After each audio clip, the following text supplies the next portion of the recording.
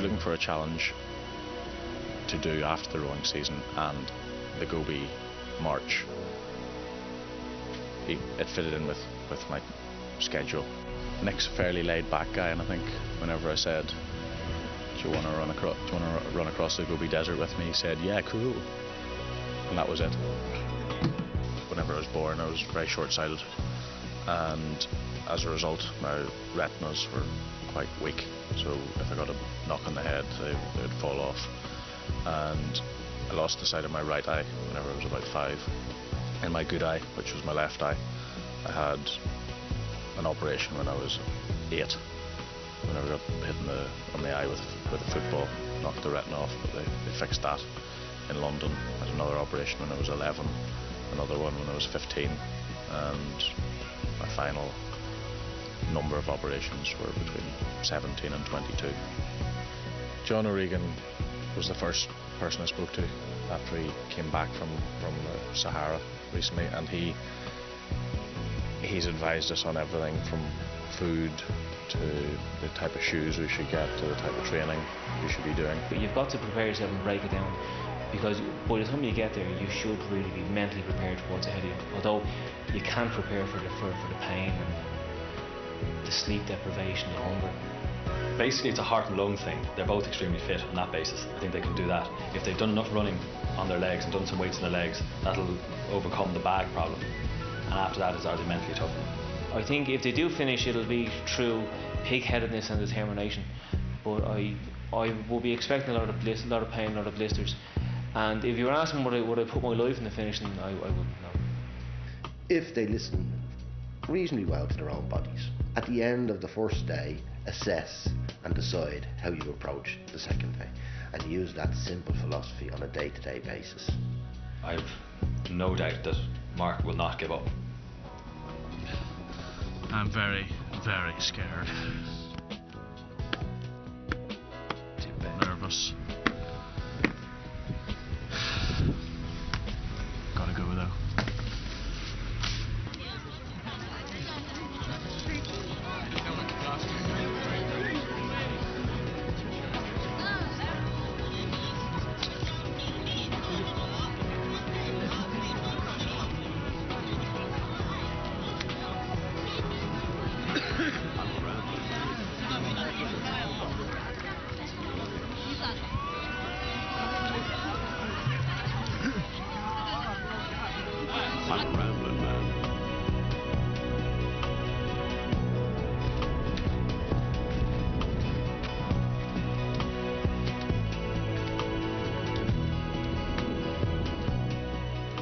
My feet swelled, and about halfway through the second day they started swelling. The first sensation was as if there was sand getting into my shoes, and I had the usual gaiters on to try and stop the sand coming in, but I'd been warned about this and I just didn't believe it. It's nice having the little goals along the way. We were doing like 8 minutes on, 2 minutes off, or 7 minutes on, 3 minutes off.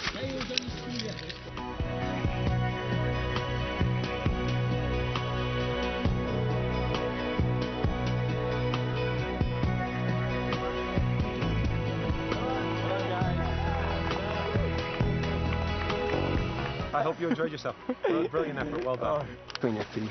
Some major hangovers lasted 2 or 3 days at a time, but nothing compares to that. Really, I mean, you passed a lot of people in the last section. You obviously turned on the jets. Did we?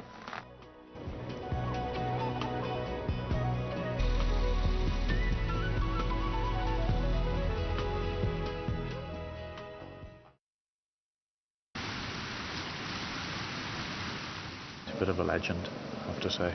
I mean, I am without doubt struggling in all of these stages, and he is at times, but I think he'd be right up there at the top of the field if he wasn't telling me where to go as well.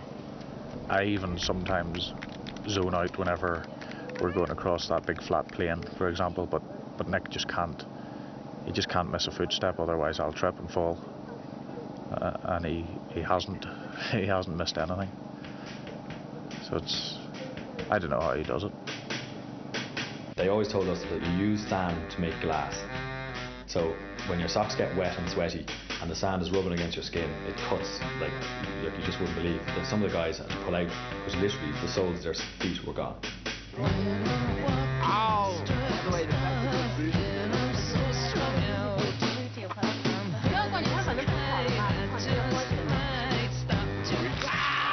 I don't really think of that when people are screaming back there, getting their bliss and stuff. Oh, it's gas. It's water. You gotta have real water. As an individual becomes dehydrated, their ability to exercise is markedly reduced. It's harder to work at the same level. At a rate of about 7% body mass loss, an individual will usually succumb to the signs and symptoms of heat stroke, which, if it's not treated and dealt with as a medical emergency, can result in death. I'd bargained on the final day being a sort of 10-miler, but we're probably going to be out there for 8 or 9 hours again. But yeah, one more day. It's 28k. The first 10 should be, well, more of the same, more water and more riverbed.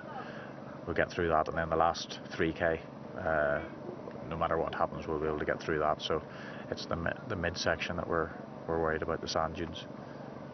Never even seen a 1,000-foot sand dune. Practically every day, whenever I cross the finish line, it's just a overwhelming emotional roller coaster. You're tired, and then you're like last night I could hardly walk coming up to the finish line, and then I wanted to run across it, and then I almost sort of collapsed at the end. And it's just so odd. And then whenever she gave me the can of Coke, I almost cried. I mean, it's completely ridiculous, but it does something strange to you. Well, I could sleep forever. That was so hard that last half hour, because we thought our run would take us right to it. It didn't.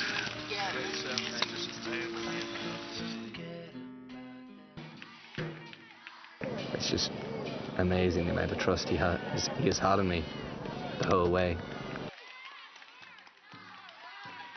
We've been through complete hell. That's what's so frustrating about the whole event. Like, I think you go back to Ireland, people go, "Oh, well done," but they have no idea how hard it is.